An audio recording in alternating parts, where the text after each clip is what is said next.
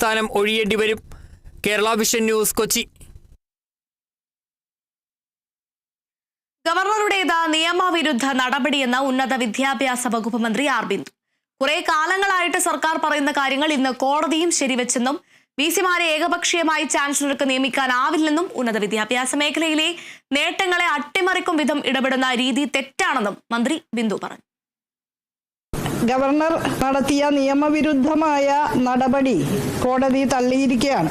നേരത്തെ single bench Kerala സർക്കാരിൻ്റെ നിർദ്ദേശാനുസരണമാണ് ഈ താൽക്കാലിക വൈസ് ചാൻസലർ നിയമനം നടത്തേണ്ടത്.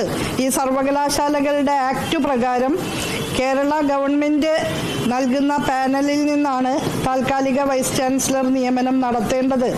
കുറേ കാലങ്ങളായിട്ട് ഇവിടെ നമ്മൾ പറഞ്ഞുകൊണ്ടിരിക്കുന്ന കാര്യങ്ങളൊക്കെ ശരിയാണ് എന്നാണ് നിരന്തരം ലഭ്യമാകുന്ന കോടതി വിധികൾ സൂചിപ്പിക്കുന്നത്.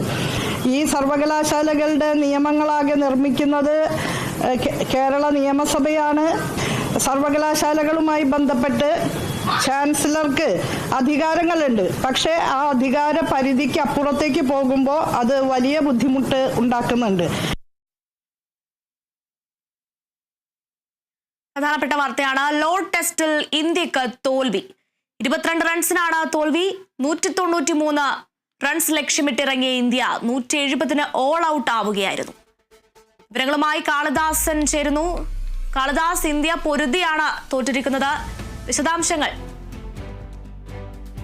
തീർച്ചയായും അജുന, പൊരുതി തോറ്റിരിക്കുന്നു ഇന്ത്യ ലോഡ്സിൽ എന്നുള്ളതാണ് ഏറ്റവും പ്രധാനമായും പറയാനുള്ളത്. അവസാനം വരെ വിജയപ്രതീക്ഷ അത്രത്തോളം ഉണ്ടായിരുന്നു. അല്ലെങ്കിൽ ഇപ്പോൾ ഏറ്റവും അവസാനം ഉണ്ടായിരുന്ന ആ ഒരു കൂട്ടുകെട്ട്, രവീന്ദ്ര ജഡേജ, മുഹമ്മദ് സിറാജ് കൂട്ടുകെട്ടിന് ഈയൊരു വിജയം നേടാൻ സാധിക്കുമെന്നുള്ളൊരു പ്രതീക്ഷയിൽ തന്നെയായിരുന്നു ഇന്ത്യൻ നിര എന്നുള്ളത്.